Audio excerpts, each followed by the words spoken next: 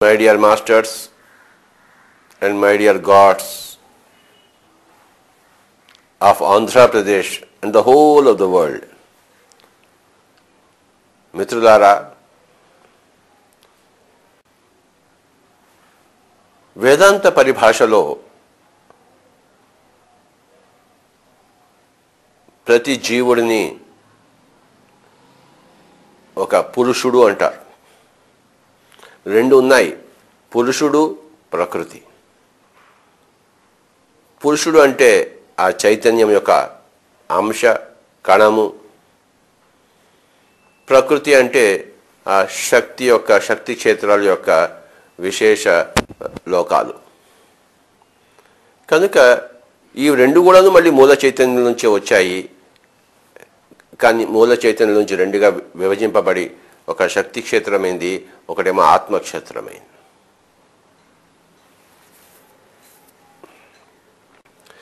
ఈ యొక్క శక్తి క్షేత్రం అంటే ప్రకృతి క్షేత్రము అనేక లోకాలుగా తయారై ఈ ఆత్మలు మరి ఆ లోకాల్లో ప్రవేశించి జీవాత్మలుగా తయారయ్యాయి. మళ్ళీ చెప్పుకుందాము మై డియర్ ఫ్రెండ్స్, ఇది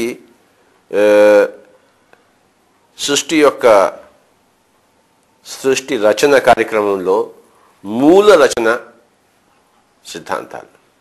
అంటే మొత్తం అంతా ఒక చైతన్య క్షేత్రం ఉంది, అందులోంచి ఒక శక్తి క్షేత్రం బయటకు వచ్చింది. ఆ శక్తి క్షేత్రము ప్రకృతి క్షేత్రాలుగా విరాజిల్లాయి. అనేక డైమెన్షన్స్, అనేక లోకాలు,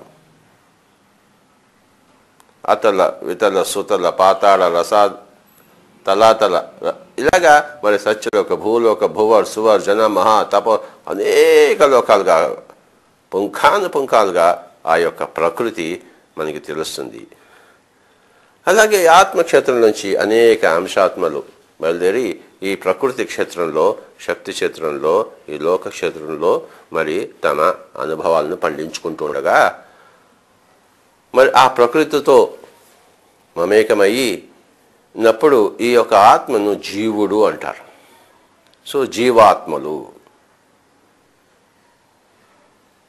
శుద్ధ చైతన్యంలోంచి విడిపడి ఆ యొక్క ఆత్మలు ఈ యొక్క ప్రకృతి క్షేత్రంలో ప్రవేశించినప్పుడు జీవాత్మలుగా తయారై అనేక లోకాలను అనుభవిస్తూ అనేక లోకాల్లో తిరుగుతూ క్రమక్రమంగా రకరకాల గుణాలను సంతరించుకుంటూ, ఇది సృష్టి క్రమము. ఇది చాలా ఇంపార్టెంట్, ప్రతి ఒక్కరు తెలుసుకోవాలి. కనుక కొంత విస్తారంగా మనం తెలుసుకుందాం దీన్ని. మొట్టమొదటిలో ఆదిలో ఆ మూల చైతన్యం అనండి, ఆది శక్తి అనండి, ఆది చైతన్యం అనండి, మూల చైతన్యం అనండి, అది ఒకటిగా ఉన్నప్పుడు ఆ ఒకటిలోంచి ఒక ఆత్మక్షేత్రం బయటకు వచ్చింది, ఒక శక్తి క్షేత్రం బయటకు వచ్చింది. కాస్త 3 అయింది. 1 + 2 + 3.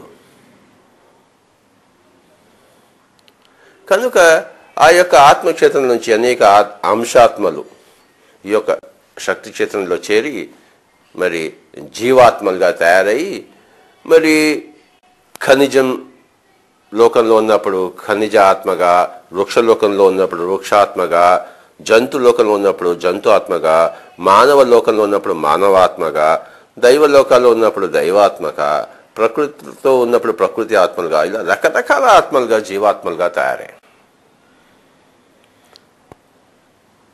కనుక ఈ మొత్తం ప్రకృతి క్షేత్రాన్ని ప్రకృతి అన్నప్పుడు ఈ మొత్తం ఆత్మక్షేత్రాన్ని పురుషుడు అంటారన్నమాట. కనుక ప్రతి ఆత్మని ఒక పురుషుడు అంటారు. కనుక మై డియర్ ఫ్రెండ్స్,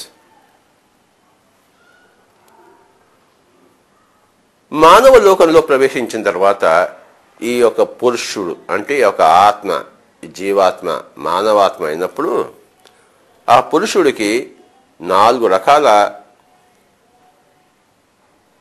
ధర్మాలు, జీవన ధర్మాలు ఉన్నాయని మనం విన్నాము. వాటిని చతుర్విధ పురుషార్థాలు అన్నారు. పురుషుడు అంటే ఒక జీవుడు, అర్థం అంటే ఆ జీవుడు చేయవలసిన, పొందవలసిన ధర్మాలు, ఆ కర్తవ్యాలు, ఆ యొక్క సందర్భాలు, వీటిని ఏమంటారంటే పురుషార్థాలు అంటారు. అంటే ఒక జీవాత్మ చేసే విహారం యొక్క ఆ వ్యవహారం యొక్క రూపురేఖలు చతుర్విధ పురుషార్థాలు. ఆ జీవాత్మ, ఆ పురుషుడు, ఆ అంశాత్మ ప్రకృతిలో అనంతకాలంగా శాశ్వతంగా చేసే ఆ విహారాలను, ఆ వ్యవహారాలను పురుషార్థాలు అంటారు. భారతదేశం యొక్క ఋషులు ఈ పురుషార్థాలను 4 విధాలుగా విభజించారు. మనం ఈ 4 విధాల విభజింపబడిన ఆ పురుషార్థాలను అథవా చతుర్విధ పురుషార్థాలను మనం తెలుసుకుందాం విస్తారంగా. మళ్ళీ మొట్టమొదటికే వద్దాం.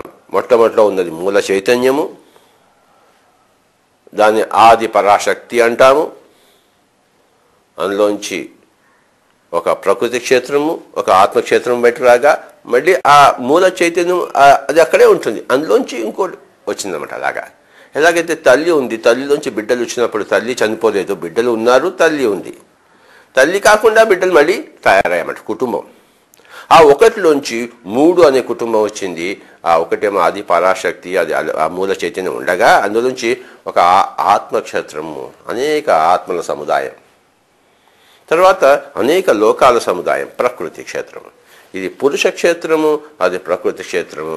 మళ్ళీ ఈ పురుషుడు మళ్ళీ ప్రకృతితో లయమైనప్పుడు జీవాత్మగా అనేక లోకాల్లో అనేక పరిస్థితుల్లో ఖనిజాత్మగా, వృక్షాత్మగా, మరి జంతు ఆత్మగా, మళ్ళీ మానవాత్మగా, మరి దేవగణాత్మగా, అనేక రకాల గణాలు. ఇవన్నీ ఒకటా రెండా లెక్కలేనన్ని గణాలు. మరి ప్రతి గణంలోనూ చేరిన ప్రతి జీవాత్మ యొక్క గుణం వేరే, గణము వేరే, గుణము వేరే. కనుక ఇంత విశేషమైన ఈ ప్రకృతి ఆ విధంగా పుంఖానుపుంఖాలుగా, లోకానులోకాలుగా, మరి కోటాను కోటి జీవాత్మలుగా రకరకాల గుణాలతో, రకరకాల గణాలతో, మై డియర్ ఫ్రెండ్స్, ఈ సృష్టి యొక్క విరాట్ స్వరూపము ఏమని చెప్పవలే. ఇంత అంత అని చెప్పనలవి కాదు. అందుకే భగవద్గీతలో అర్జునుడు ఒకసారి అడుగుతాడు కృష్ణుని, కృష్ణ, ఈ యోగులంతా కూర్చుని కళ్ళు 2 మూసుకుని కూర్చుంటారు, వాళ్ళు ఏం చేస్తుంటారయ్యా అని అడిగాడు. అప్పుడు కృష్ణుడు చెప్పాడు అర్జునుడితో, వాళ్ళు తమ దివ్య నేత్రంతో ఈ యొక్క సృష్టి యొక్క రచనను చూస్తుంటారయ్యా. పుంఖాలుగా ఉన్న కోట్లుగా ఉన్న లోకాలు చూసి, ఆ జీవులను చూసి వాళ్ళు విస్మయం చెంది ఆశ్చర్యంతో ఉంటారు. చూసి వాటిని ఆశ్చర్యంతో తమ దివ్య క్షేత్రంతో, దివ్య నేత్రంతో తిలకిస్తూ ఉంటారు అని చెప్పాడు. ఆశ్చర్యవత్ పశ్యతి అన్నాడు భగవద్గీతలో. వీడు మళ్ళీ మెడిటేషన్లోంచి బయటకు వచ్చిన తర్వాత, ధ్యానంలోంచి బయటకు వచ్చిన తర్వాత పక్క వాళ్ళందరికీ, నేను ధ్యానంలో ఆ లోకానికి వెళ్ళానయ్యా, ఈ లోకం చూశానయ్యా, ఎంత విచిత్రంగా ఉందో, రకరకాల జీవులు ఉన్నారు అని చెప్తాట. తన అనుభవాలన్నింటినీ చెప్తాట, ఆశ్చర్యంగా చెప్తాట. ఆశ్చర్యవత్ వదతి. ఫస్ట్ ఏమో ఆశ్చర్యవత్ పశ్యతి, తర్వాత ఆశ్చర్యవత్ వదతి. ఆ పక్క వాళ్ళు ఏం చేస్తారు అంటే, ధ్యానంలో లేని వాళ్ళు, ధ్యానం తెలియని వాళ్ళు, యోగులు కాని వాళ్ళు వీళ్ళ అనుభవాలను ఆశ్చర్యంగా వింటుంటారన్నమాట. ఆశ్చర్యవత్ శృణోతి. సో ఈ యొక్క ధ్యానయోగంలో ధ్యానయోగులు ఏం చేస్తుంటారయ్యా అని అర్జునుడు కృష్ణుడిని అడిగినప్పుడు, కృష్ణుడు గొప్ప యోగేశ్వరుడు, అన్నీ అనుభవించిన వాడు, తాను ఏం చెప్పాడంటే అర్జునుడితో, అర్జున, వాళ్ళు ఆశ్చర్యవత్ పశ్యతి, ఆశ్చర్యవత్ వదతి, తర్వాత ఆశ్చర్యవత్ శృణోతి. ఒకడి ధ్యాన యోగి యొక్క అనుభవాలు ఇంకొక ధ్యాన యోగి ఆశ్చర్యంగా వింటుంటాడట. ఒక ధ్యాన యోగి తన అనుభవాలను ఆశ్చర్యంగా చెప్తుంటాడట. ఒక ధ్యాన యోగి తన అనుభవాలను ఆశ్చర్యంతో ధ్యానంలోనే వీక్షిస్తూ ఉంటాడట. అంటే ఈ పుంఖాలుగా ఉన్న లోకాలు, ఆ గణాలు, దేవగణాలు, వృక్షగణాలు, జంతుగణాలు, ఖనిజగణాలు, చెప్పనలవి గాని మూల ప్రకృతి గణాలు. ప్రతి గణంలోనూ గుణాలు వేరే. సో మై డియర్ ఫ్రెండ్స్, ఇదంతా ఒక అద్భుతమైన సృష్టి రచన. ఈ యొక్క అద్భుతమైన సృష్టి రచనలో మనము మానవ గణంలో మనం కొంచెం కేంద్రీకరిస్తే, మన దృష్టిని సారిస్తే, ఈ మానవ ప్రపంచంలో, మానవ లోకంలో మానవాత్మలుగా ఉన్న ఈ పురుషులు, ఈ యొక్క అంశాత్మలు, పురుషుడు అంటే అంశాత్మ, ఈ యొక్క జీవాత్మ యొక్క గుణాలు ఎలా ఉంటాయంటే, ఆ గుణం యొక్క విస్తరణ ఎలా ఉంటుందంటే, ఆ గుణం యొక్క విహారము మరి వ్యవహారము ఎలా ఉంటుందంటే, వాటిని పురుషార్థాలు అని చెప్పారు. ఇవి మళ్ళీ 4గా ఉన్నాయి అని విభజించారు. చతుర్విధ పురుషార్థాలు. చూశారా? కనుక మనం ఈ చతుర్విధ పురుషార్థాల గురించి విస్తారంగా విశేషంగా తెలుసుకుందాము. ఏమిటయ్యా ఈ చతుర్విధ పురుషార్థాలు అంటే? 1 కామము, 2 అర్థము, 3 ధర్మము, 4 మోక్షం. చతుర్విధ పురుషార్థాలు.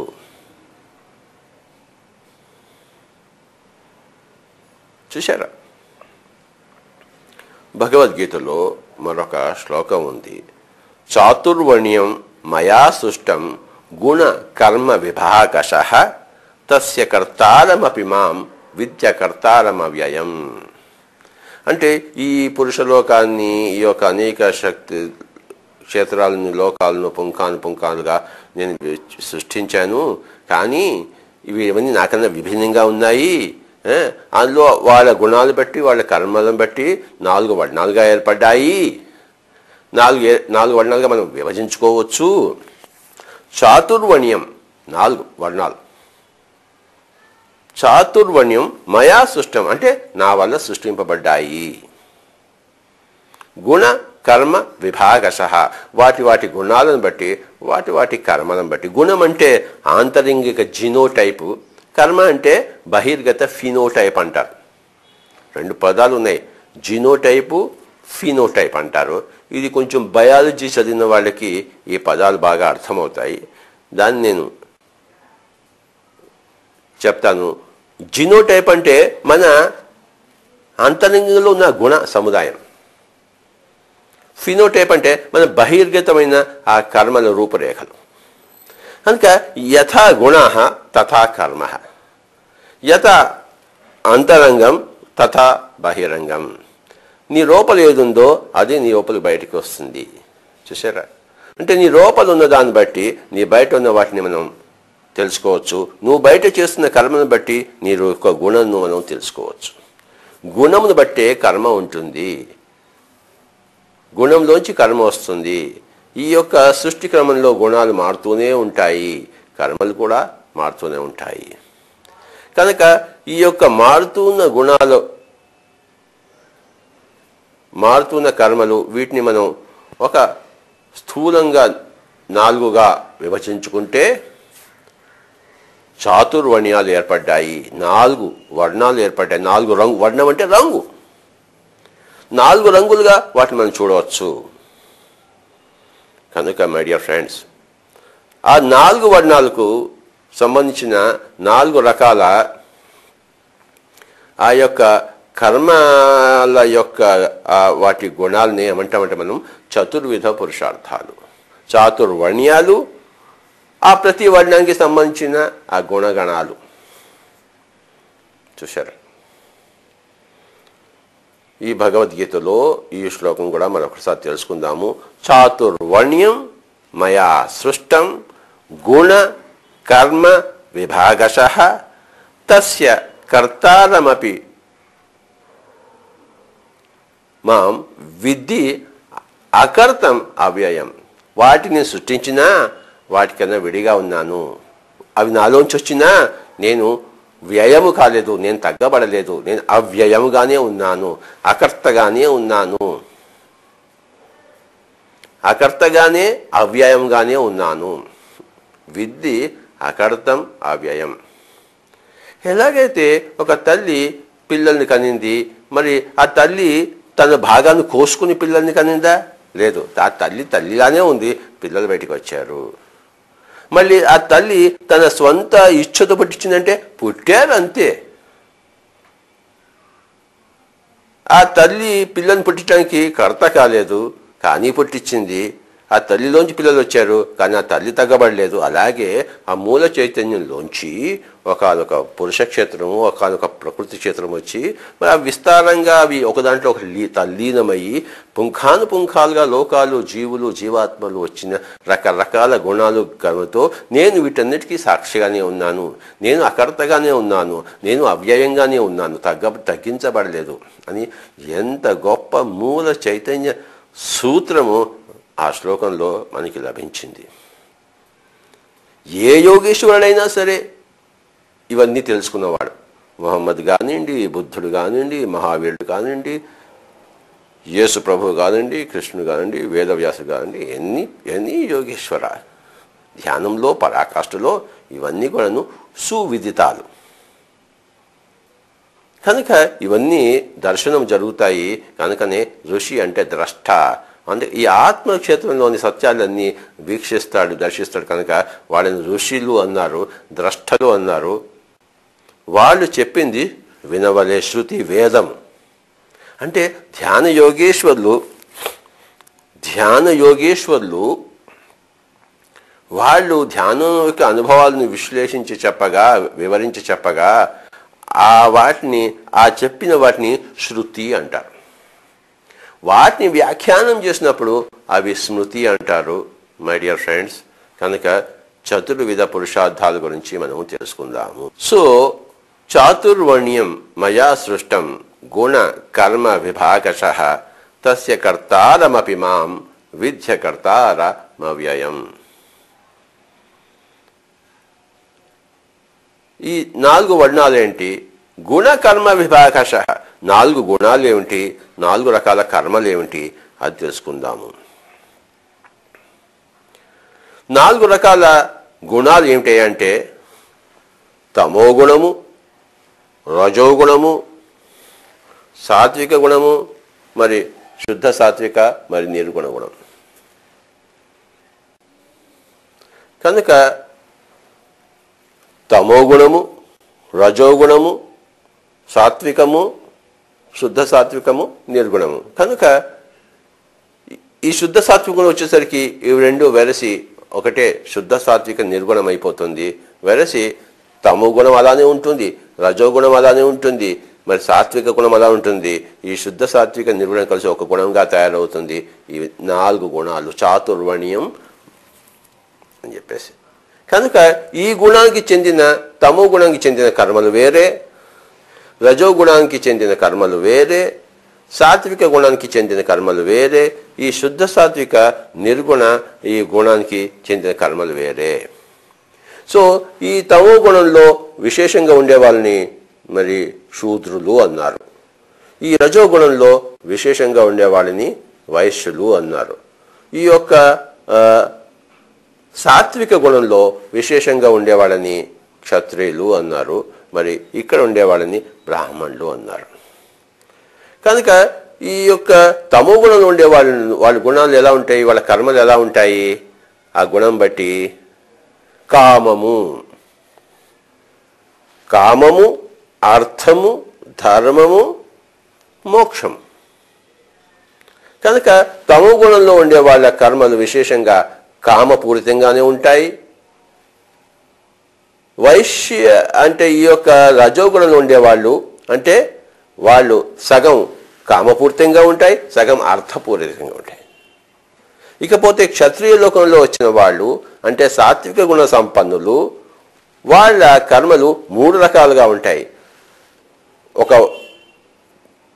1/3 వంతు కామంగా ఉంటుంది, ఇంకొక 1/3 అధర్మంగా ఉంటుంది, ఇంకొక 1/3 ధర్మంలో ఉంటారు వాళ్ళు.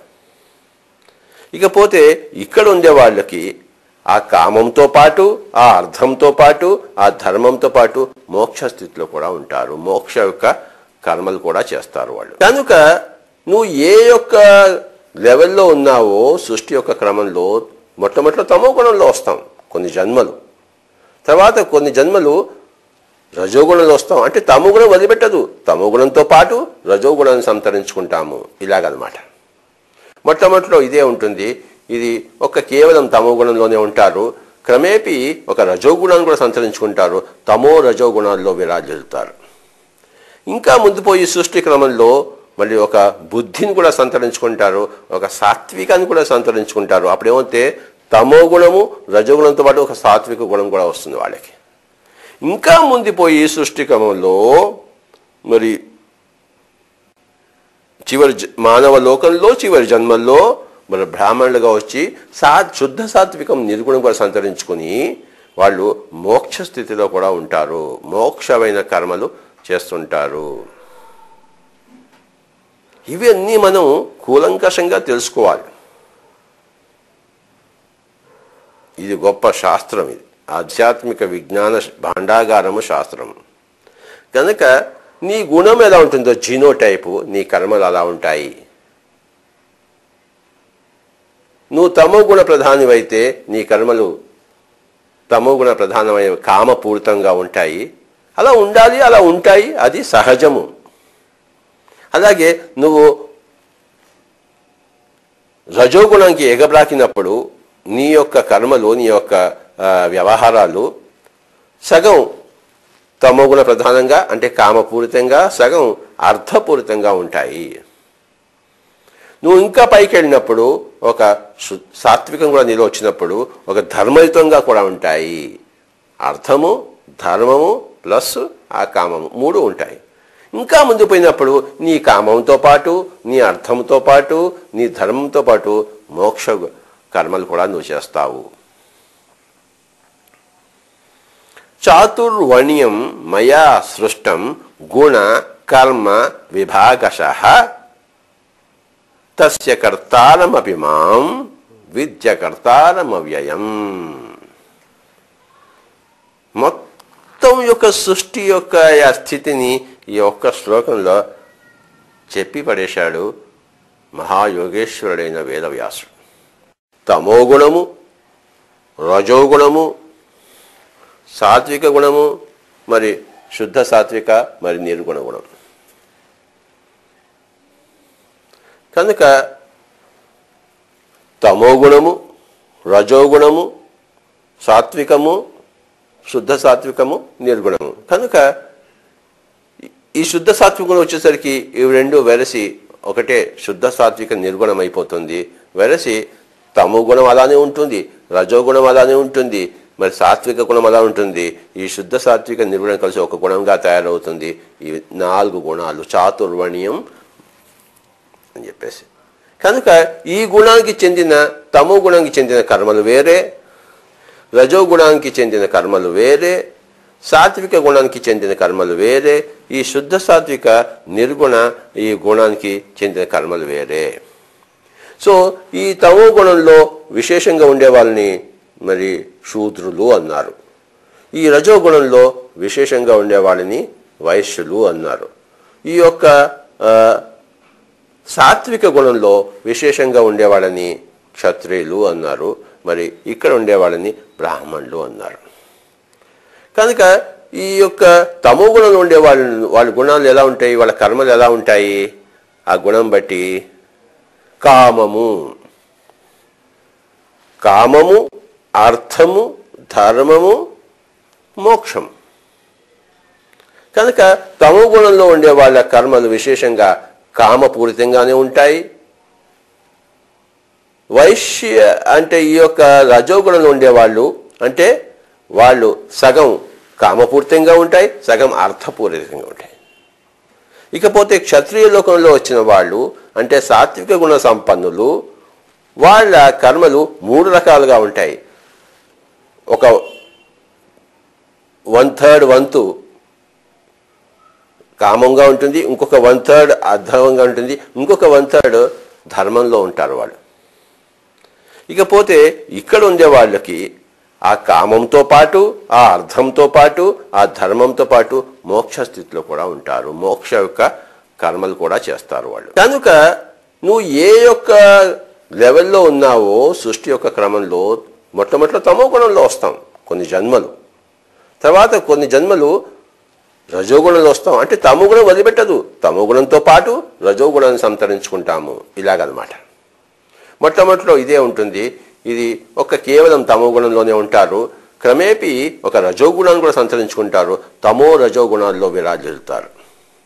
ఇంకా ముందు పోయి సృష్టి క్రమంలో మళ్ళీ ఒక బుద్ధిని కూడా సంతరించుకుంటారు, ఒక సాత్వికాన్ని కూడా సంతరించుకుంటారు. అప్పుడేమంటే తమో గుణము రజోగుణంతో పాటు ఒక సాత్విక గుణం కూడా వస్తుంది వాళ్ళకి.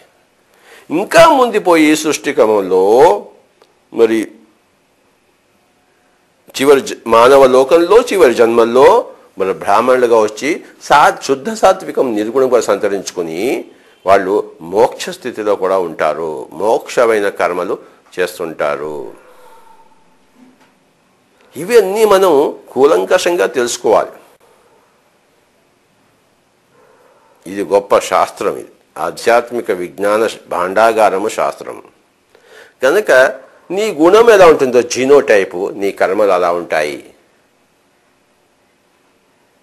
నువ్వు తమో గుణ ప్రధానివైతే నీ కర్మలు తమో గుణ ప్రధానమైన కామపూరితంగా ఉంటాయి.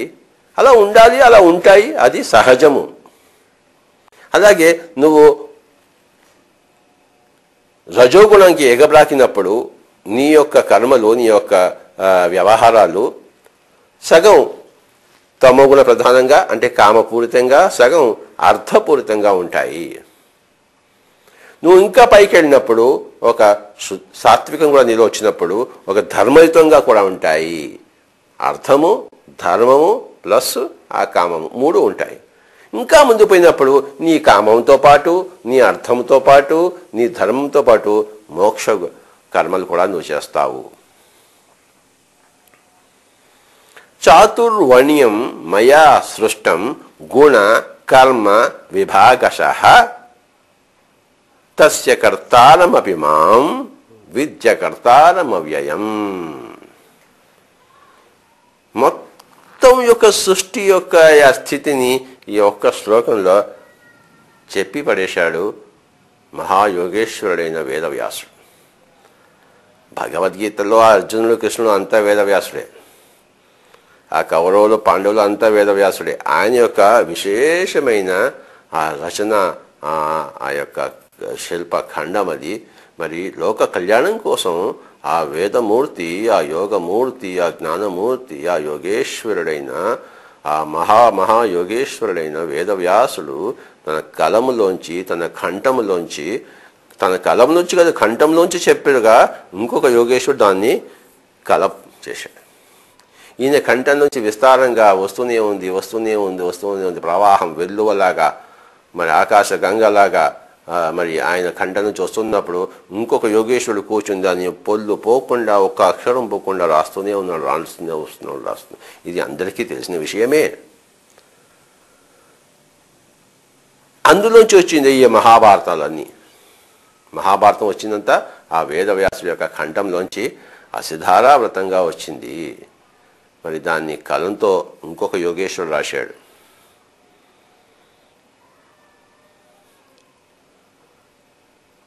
కనుక ఇందులో ఆ మహాభారతంలో, అందులో భగవద్గీతలో, అందులో ఈ శ్లోకం అనేది చాతుర్వర్ణ్యం మయా సృష్టం గుణకర్మ విభాగశః తస్య కర్తారమపి మాం విద్య కర్తారమవ్యయం అన్నది ఎంత గొప్ప సృష్టి యొక్క ఆ యొక్క రహస్యాలన్నీ విప్పి చెప్పిన అత్యద్భుతమైన శ్లోకమో చెప్పనలవి కాదు.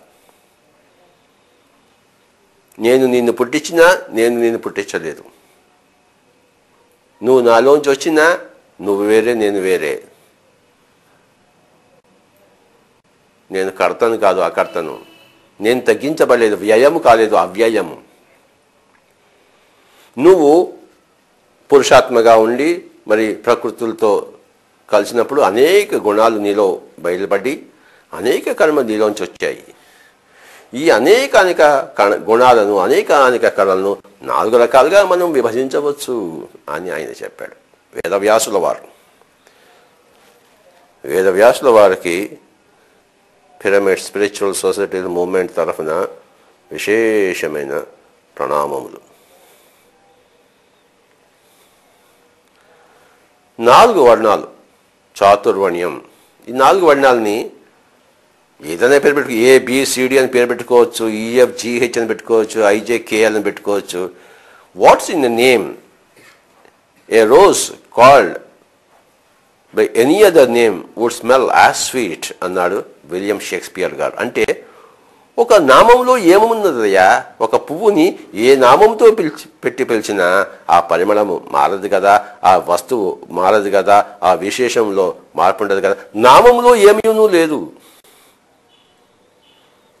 ఆ వస్తువులు ఆ విశేషంలో ఉంటాయి అని చెప్పేసి కనుక ఈ 4 వర్ణాలను ఎట్టైనా పిలుచుకోవచ్చు. ABCD అనవచ్చు, EFGH అనవచ్చు, MNOP అనవచ్చు, IJKL అనవచ్చు. కనుక శూద్ర, వైశ్య, క్షత్రియ, బ్రాహ్మణ పేర్లు పెట్టారు. పుట్టుక బట్టి ఇవి లేవు, గుణాలను బట్టి. కనుక మై డియర్ ఫ్రెండ్స్, నీలో కేవల కామ ప్రవృత్తి ఉంటే నువ్వు ఒక శూద్రుడుగాను, నీలో కామ ప్రవృత్తి ప్లస్ అర్ధ ప్రవృత్తి ఉంటే నువ్వు ఒక వైశ్యుడిగాను, నీలో కామ ప్రవృత్తి ప్లస్ అర్ధ ప్రవృత్తి ప్లస్ ఒక ధర్మ ప్రవృత్తి ఉంటే నువ్వు ఒక క్షత్రియుడిగాను, నీలో కామ ప్రవృత్తి, అర్ధ ప్రవృత్తి, ధర్మ ప్రవృత్తి ప్లస్ మోక్ష ప్రవృత్తి ఉంటే నువ్వు ఒక బ్రాహ్మణుడిగాను. కనుక ఇది సృష్టి క్రమంలో ఎదుగుదలలో మానవ లోకంలో జంతు ఆత్మలు ప్రవేశించినప్పుడు ఈ మానవ లోకంలో 4 అంచెలుగా ఆ వ్యవహారం విస్తరింపబడుతూ ఆ యొక్క పురోగమన సిద్ధాంతంలో ఈ 4 క్రమాలు ఉన్నాయి, 4 వర్ణాలు ఉన్నాయి. నువ్వు ఆ బ్రాహ్మణుడు అయిన తర్వాత, అంటే మోక్ష స్థితిలో ఉన్న తర్వాత మానవ శరీరంలో ఉంటూనే ఆ తర్వాత నువ్వు తిరిగి రావు, నువ్వు పైలోకాలకు వెళ్తావు, దేవగణాల్లో చేరుతావు. పునర్జన్మ నా విద్యతే. మళ్ళీ నీకు ఈ మానవ లోకంలో పునర్జన్మ లేదు. నువ్వు ఎప్పుడైతే ఆ బ్రాహ్మణ ప్రవృత్తి అంటే బ్రహ్మ జానాతి ఇది బ్రాహ్మణ, అక్కడ అహం బ్రహ్మాస్మి, నేను ఇక్కడ ఈ శూద్ర ప్రవృత్తులు ఏముంటాడు? అహం దేహోస్మి, నేను దేహమే అన్న స్థితిలో నుంచి ఆ బ్రాహ్మణ స్థితికి వచ్చేసరికి అహం బ్రహ్మాస్మి, నేను మొత్తమే సృష్టికర్తను. అంటే ఆ యొక్క బ్రాహ్మణోత్తమ స్థితిలో ఒక కృష్ణుడు, ఒక రాముడు, ఒక ప్రహ్లాదుడు, ఒక యేసు ప్రభువు, ఒక మహమ్మద్ ప్రవక్త, ఒక బుద్ధుడు, ఒక మహావీరుడు, వీళ్ళంతా ఆ బ్రాహ్మణోత్తములు, ఆ యొక్క పురుషోత్తములు. పురుషుల్లో ఉత్తముడు, పురుషోత్తమ స్థితి, పురుషోత్తమ ప్రాప్తి. ఇక్కడేమో మొట్టమొదటి జన్మల్లో మానవ లోకంలో మొత్తం ఒక 400 జన్మలు ఉంటాయనుకోండి. ఆ మొట్టమొదటి జన్మల్లో ఆ పురుషాత్మ ప్రవేశించినప్పుడు ఆ పురుషాత్మకి ఏముంటుంది? అహం దేహోస్మి, నేను దేహమే, నేను ఈ శరీరమే, ఇంతకన్నా నేనేమీ లేదు. చూసారా? మరి సైన్స్ అంతా ఏం చెప్తుంది? నువ్వు ఈ దేహమే అని చెప్తుంది. ఆ సైంటిస్టులు అందరూ శూద్రులు అన్నమాట. చూసారా? సైంటిస్టులు అందరూ శూద్రులు. అంటే వాళ్ళు అహం దేహోస్మి స్థితిలో ఉన్నారు. వాళ్ళకి కామం ఒకటే కావాలి. అంటే ఇంకా బాగా తినాలి, ఇంకా బాగా పడుకోవాలి, ఇంకా బాగా నిద్రపోవాలి, కనుక ఫోమ్ బెడ్లు తయారు చేసుకోవాలి, అంటే ఏసీలు కావాలి, అంటే అంత కామ ప్రవృత్తి నుంచి వచ్చింది. సైంటిస్ట్ అంటే మెటీరియల్ సైన్సెస్ అన్నీ కూడాను శూద్ర స్థితి. జన్మ పరంపరలో ఆ యొక్క భౌతికవాదం నుంచి ఆత్మవాదం వైపు వచ్చేసినప్పుడు, ఆత్మ యోగేశ్వరులైనప్పుడు, బ్రాహ్మణోత్తములైనప్పుడు, పురుషోత్తములైనప్పుడు అక్కడి నుంచి మళ్ళీ పునర్జన్మ లేదు.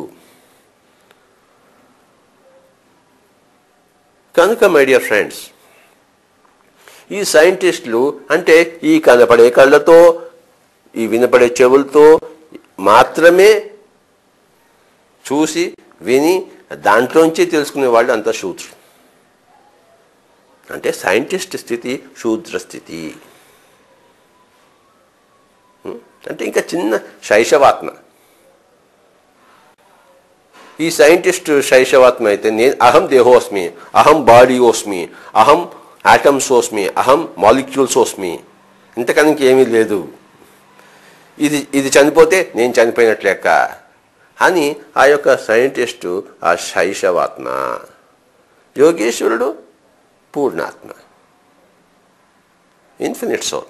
ఇది ఇన్ఫంట్ సోలు, అది infinite soul. So my dear friends, అహం దేహోస్మి అన్నది అది శూద్ర స్థితి.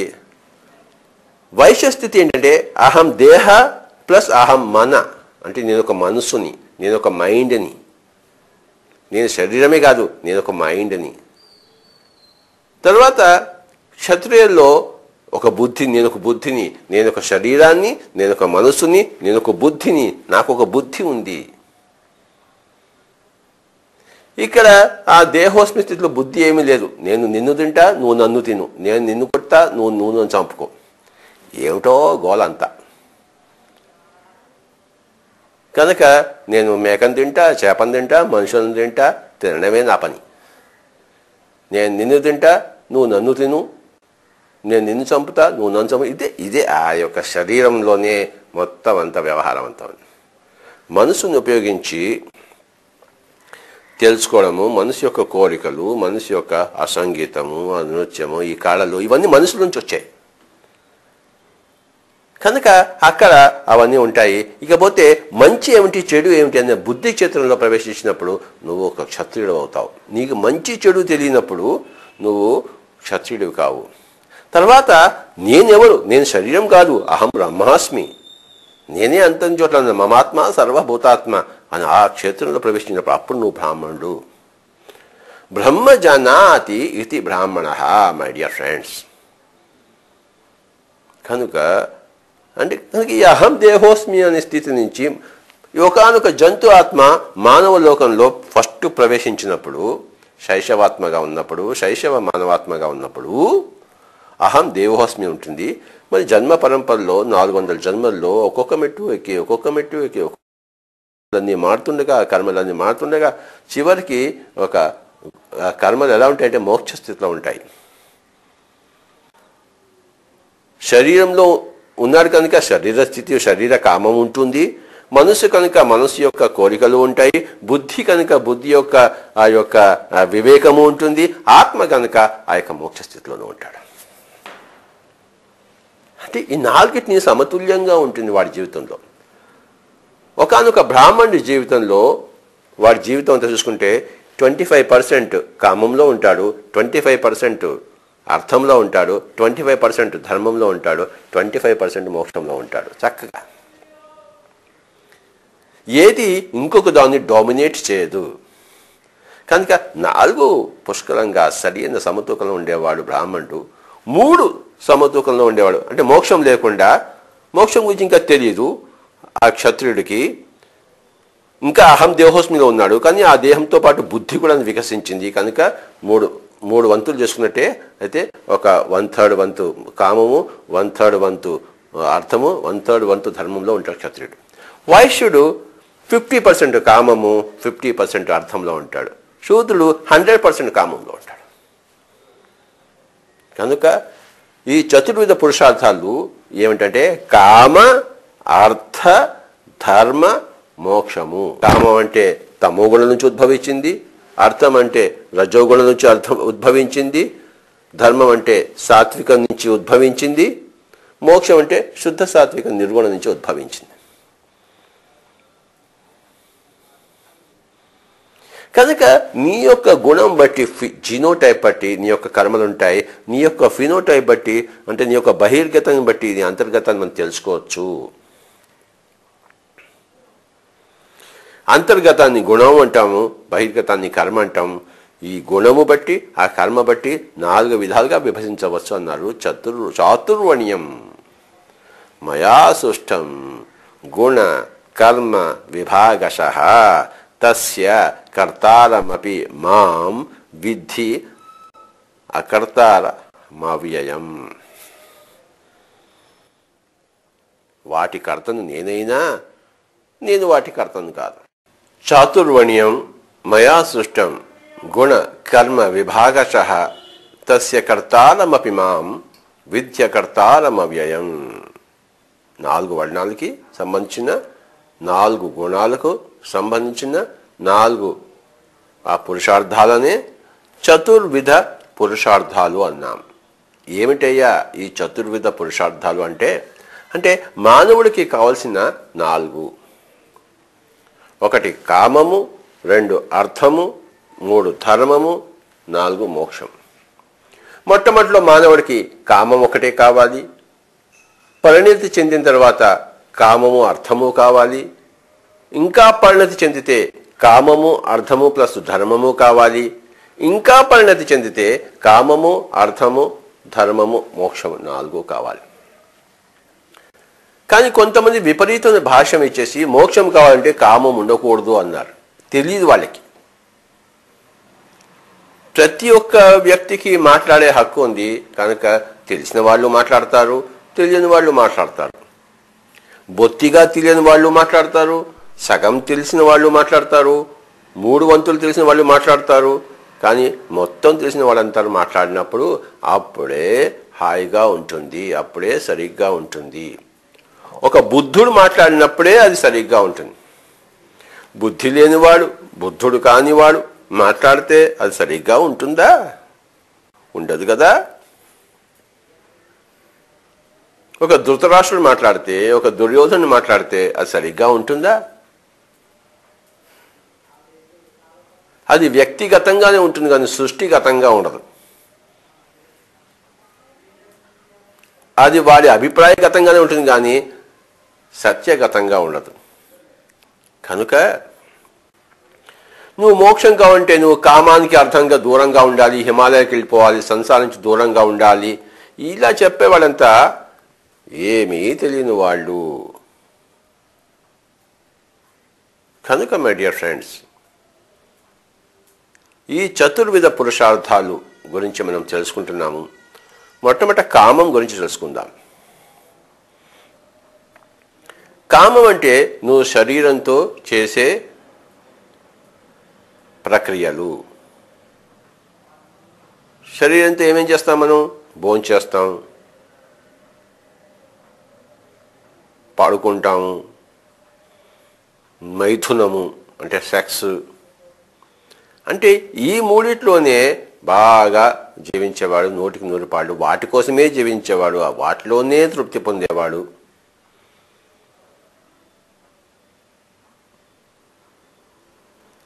శూద్రుడు 100కి 100%.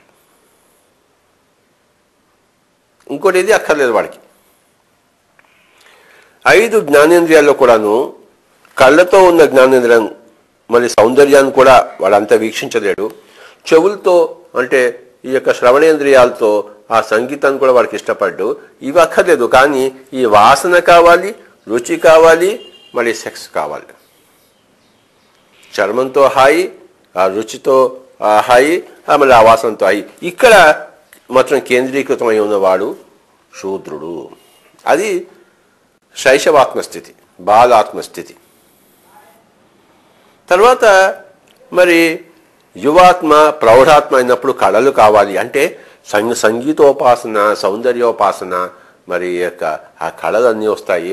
అప్పుడు అంటే ఆ మనస్సు కూడా అభివృద్ధి చెందుతుంది. మనస్సు ద్వారా, శరీరం ద్వారా కాకుండా మనస్సు ద్వారా వచ్చినప్పుడు దాని అర్థము అంటాం. అది సో కామం అంటే కేవలము మైథునము, సెక్స్ అనుకుంటే వాడు పిచ్చోడు, ఏమీ తెలియని వాడు. తర్వాత ఆ కామము తప్పు అనుకున్నప్పుడు మళ్ళీ వాడు పిచ్చోడు. అది సహజము. శరీరంలోంచి ఆకలి వచ్చినప్పుడు, ఆ రుచి కోరుకున్నప్పుడు, మరి మైథున కోరిక వచ్చినప్పుడు, ఆ కోరిక తీసుకుంటున్నప్పుడు ఇదంతా సహజము. సహజముగా ఉండకపోవడం అసహజము. సహజముగా ఉండకపోవడము, ప్రకృతి పరంగా ఉండకపోవడము, వికృత పరంగా ఉండడము. వికృత పరంగా ఉంటే మరి అక్కడ దుఃఖం వస్తుంది, ప్రకృతి పరంగా ఉంటే అక్కడ సుఖం వస్తుంది, ప్రగతి ఉంటుంది. వికృతంగా ఉన్నప్పుడు తిరోగతి ఉండదు కానీ ప్రగతి ఉండదు. వెనక్కి వెళ్ళడం ఉండదు కానీ ముందుకు వెళ్ళడం ఉంటుంది. అంటే అక్కడే గింగిరాలు తిరుగుతూ ఉంటాము వికృతంగా ఉంటే. ఎవరైతే కామాన్ని తృణీకరించారో వాళ్ళు ముందుకు పోరు. ఎవరైతే కామాన్ని ఎదుర్కొన్నారో, విపరీతంగా దాని వ్యాఖ్యానాలు చేశారో వాళ్ళు ముందుకు పోరు. అంటే వాళ్ళ అప్రాకృతంగా ఉన్నారు, వికృతంగా ఉన్నారు. అంటే వాళ్ళకి ప్రగతి ఉండదు, తిరోగతి ఉండదు, కానీ ప్రగతి ఉండదు. ఎక్కడ వేసిన గొంగళి అక్కడే. కానీ కామాన్ని యాక్సెప్ట్ చేసిన వాళ్ళు, కామంతో అనుసంధానమై ఉన్నవాళ్ళు, కామాన్ని ప్రకృతి సహజంగా తీసుకున్న వాళ్ళు, అందులో ప్రకృతి సహజంగానే ఉండేవాళ్ళు, వాళ్ళు ప్రగతి పదంలో ఉంటారు ఎప్పుడు.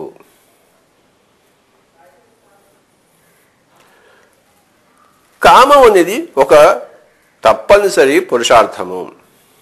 అయితే నీ ఆత్మ ప్రగతి అభివృద్ధి చెందుతున్న కొద్దీ దాని శాతం తగ్గుతుంది. అంటే మొట్టమొదటిలో 100% ఉండేది, తర్వాత రెండవ స్టేజ్లో 50% వస్తుంది, మూడవ స్టేజ్లో మరి 33% వస్తుంది, నాలుగవ స్థితిలో అంటే బ్రాహ్మణ స్థితిలో 25% దగ్గర స్థితమైపోతుంది. అది ఈవెన్స్ అవుట్. మరి కామం అనేది 100 నుంచి 25కు దిగినప్పుడు రెండవ స్టేజ్లో మరి ఆ యొక్క వయసు స్థితిలో మనస్సు వస్తుంది. అంటే శరీరంతోనే కాక మానసిక కోరికలు, అంటే నేను పక్క వాడి మీద ఆధిపత్యం చలాయించాలి, నేను సర్పంచ్ కావాలి, నేను ముఖియా కావాలి గ్రామానికి, నేను ఎమ్మెల్యే కావాలి, నేను రాజును కావాలి, నేను ప్రైమ్ మినిస్టర్ కావాలి, ఇలాంటి కోరికలు ఉంటాయే. ఇది శరీరపరకమైన కోరికలు కావివి, ఇది మానసిక పరమైన కోరికలు. అంటే అర్థము శరీరానికి సంబంధించింటే దాని యొక్క ఆ పదము కామం అని వస్తుంది. మనస్సుకు సంబంధించినైతే దానికి అర్థమని వస్తుంది. కనుక అంటే డబ్బు సంపాదన అనేది శరీరానికి సంబంధించింది కాదు. భోజన సంపాదన అనేది శరీరానికి సంబంధించినప్పుడు ఆ డబ్బు సంపాదన అనేది అది మనసుకు సంబంధించింది. కనుక ఆ పదవి, పేరు, ప్రఖ్యాతి, ధనము ఇదంతా కూడా అర్థానికి సంబంధించింది. అంటే నా ఇంట్లో టీవీ ఉండాలి, కారు ఉండాలి, ఇల్లు ఉండాలి, మొత్తం పెద్ద పెద్ద వాకిలు ఉండాలి, ఇంట్లో ఇక్కడ ఒకటి ఉండాలి, మరి గోవాలో మరి ఊటీలో 2 గెస్ట్ హౌస్లు ఉండాలి. ఇదంతా అర్థానికి సంబంధించింది, మనసుకు సంబంధించింది, శరీరానికి సంబంధించింది కాదు. శరీరానికి సంబంధించింది భోజనము, నిద్ర, మైథునము ఇలాంటివి.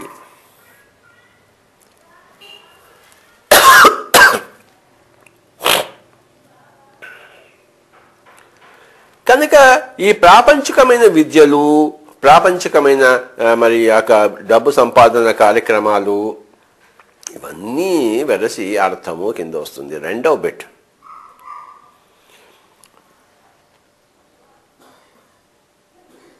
ఈ అర్థము సంపాదించుకోవాలంటే మరి నీ యొక్క అటెన్షన్లో 50% కామం నుంచి తగ్గించుకుంటేనే అక్కడికి వెళ్తాము.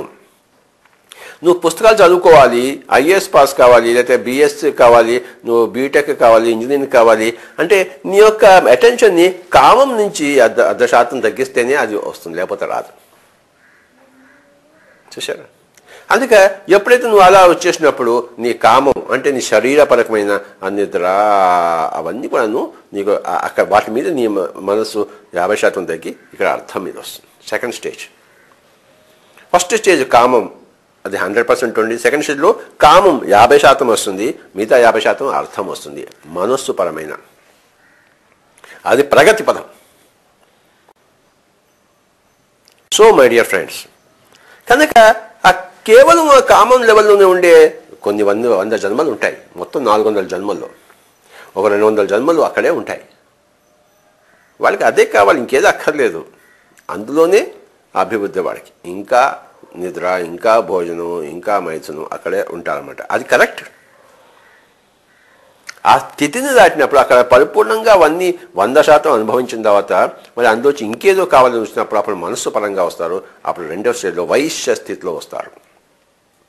అప్పుడు కూడా ఈ సైంటిస్టులు ఏం చేస్తారు, మనకి ఏసీ కావాలి, మనకి కార్లు కావాలి, ఏరోప్లేన్లు కావాలి, ఇదంతా కూడాను అంటే ఇంకా మనస్సు పరంగా అభివృద్ధి చెందిన వాళ్ళు. సైన్స్ అక్కడ ఉపయోగపడుతుంది, సైన్స్ ఇక్కడ ఉపయోగపడుతుంది. కామము అర్థంలోనే సైన్స్ ఉపయోగపడేది. మూడో స్టేజ్లో ధర్మం పోయినప్పుడు సైన్స్ దాని గోల లేదు. ఇంకా అక్కడ వేరే సబ్జెక్ట్ వస్తుంది. సైన్స్ అనేది ఈ యొక్క బయాలజీ, కెమిస్ట్రీ, ఫిజిక్స్, మ్యాథమెటిక్స్, మరి ఇవన్నీ కూడా మనకి ఎంతవరకు అంటే కామము అర్థము సక్రమంగా అభివృద్ధి పరిచయం కోసమే సైన్స్ ఉంది.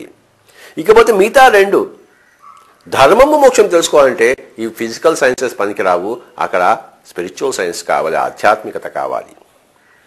కామము అర్థము రెండు కలిపి భౌతికత అనిపించుకుంటాయి, ధర్మము మోక్షము రెండు కలిపి ఆధ్యాత్మికత అనిపించుకుంటుంది. ఇవి రెండు అన్నమాట.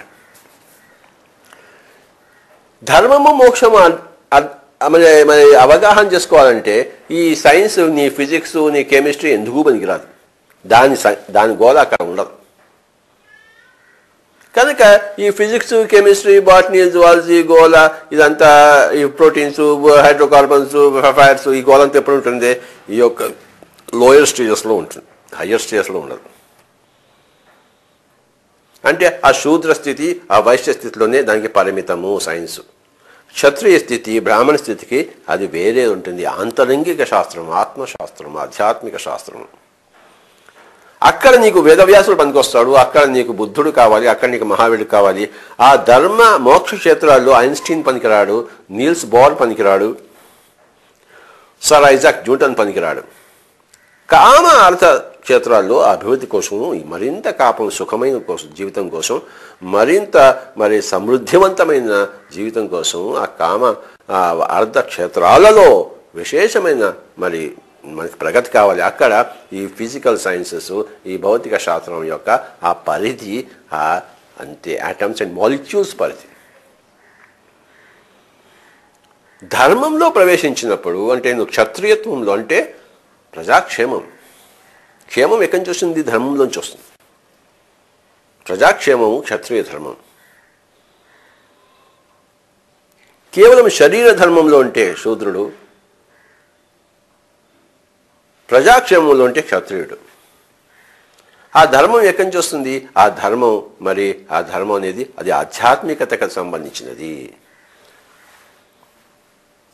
అక్కడ బుద్ధి యొక్క ఉపయోగం. బుద్ధి అనేది సైన్స్లో నీకు లేదు, సైన్స్లోంచి రాదు బుద్ధి. సైన్స్లోంచి కామము అర్థము రెండు వస్తాయి. అక్కడ ఆ రెండిటితో, ఆ రెండు కావాలి మనకి. కనుక ఫిజికల్ సైన్సెస్ కావాలి, కారు కావాలి, టీవీ కావాలి, రేడియో కావాలి, ఫ్యాన్ కావాలి, బ్యాటరీ కావాలి, లైట్లు కావాలి, అన్నీ కావాలి. ఇది కామానికి అర్థానికి ఉండాలి. కానీ ధర్మానికి మోక్షానికి ఏమంటే ధ్యానము కావాలి, మెడిటేషన్ కావాలి, స్వాధ్యాయం కావాలి, సజ్జన సాంగత్యం కావాలి. అవన్నీ ఈ రెండవ పార్ట్. కనుక అవన్నీ చేయడానికి మళ్ళీ నువ్వు కామాన్ని అర్థాన్ని తగ్గించుకుంటావు. అంటే 50%, ఆ 50% ఉన్నది మళ్ళీ 33% వస్తుంది ధర్మం వచ్చినప్పుడు. అది 25%కి పావు వంతుకి దిగిపోతుంది నువ్వు మోక్షంలో ఉన్నప్పుడు.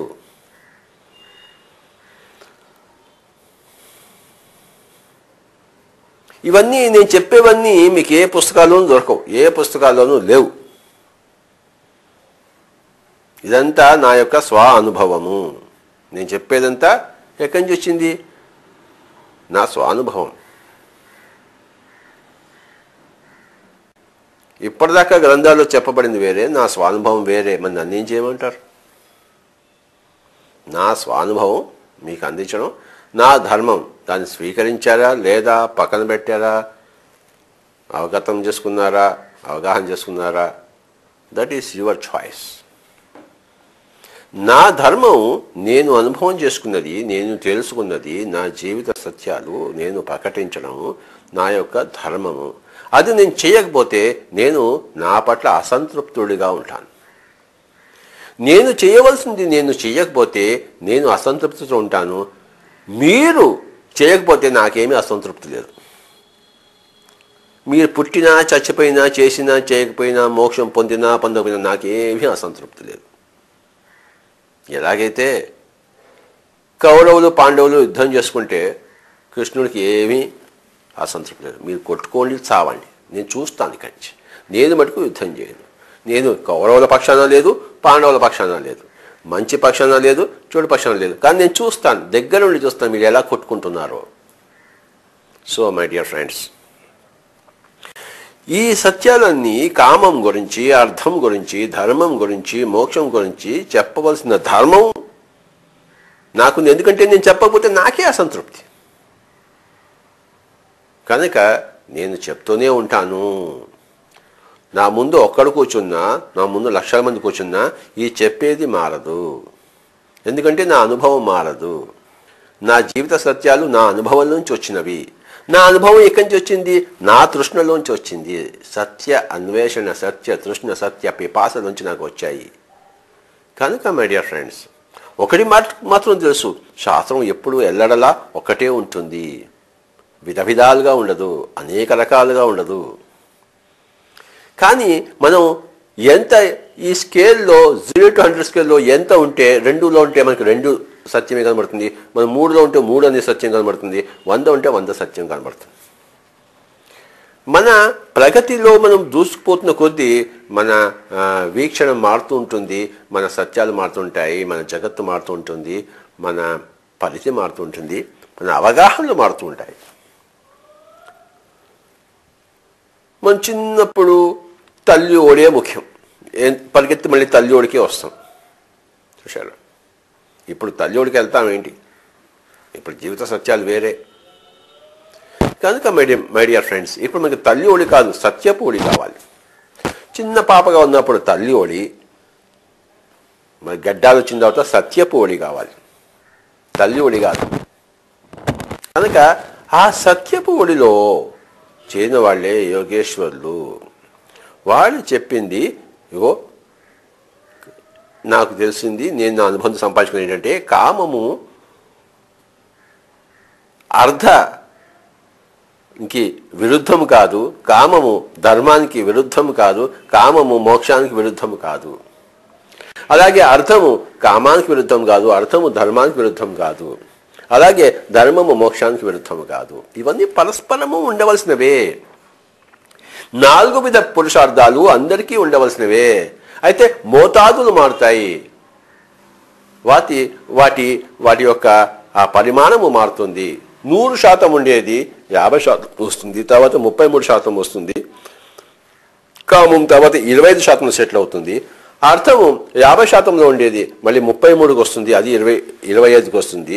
ధర్మం కూడా 33% ఉండేది 25%కి వస్తుంది చివరి దశలో. శూద్ర స్థితిలో ఉన్నప్పుడు, కామక్షేత్రంలో ఉన్నప్పుడు, తమోగుణ ప్రధానంగా ఉన్నప్పుడు శరీరమే ప్రధానం, అది మనసు ప్రధానం లేదు. రజోగుణంలో మనస్సుకు ఎంతో ప్రధానం. వైశ్య స్థితిలో మనస్సుకు ఏకాగ్రత ఉంటే కానీ నువ్వు ఆ సంగీతం వినలేవు, ఆ కళల్లో ముళ్ళలేవు, ఆ విద్య నీకు రాదు, ఆ డబ్బు సంపాదించలేవు. కనుక డబ్బు సంపాదించడానికి శరీరం యొక్క కండలు కాదు కావాల్సింది, మనస్సు యొక్క ఏకాగ్రత, మనస్సు యొక్క ఆ స్పష్టత. మనస్సు మానసిక కష్టం చేయాలి, వాడు శారీరక కష్టం కాదు, మానసిక కష్టం చేయాలి. ఇప్పుడు ఇన్ఫర్మేషన్ టెక్నాలజీ ఉన్నారు, వాళ్ళంతా ఏం చేస్తుంటారు? పొద్దుంచి రాత్రి వరకు శారీరక కష్టం ఏమీ లేదు, మానసిక కష్టం చేస్తారు. శారీరక కష్టం చేసి కట్టెలు కొట్టుకుంటే మరి రోజుకి 100 రూపాయలు వస్తే, వాడు మానసిక కష్టం చేస్తే కంప్యూటర్ బాక్స్ ముందుకు వచ్చి వాడు రోజుకి 10,000 రూపాయలు సంపాదించుకుంటాడు. అంటే ఆ డబ్బు అనేది ఆ మానసిక కష్టంలోంచి వస్తుంది.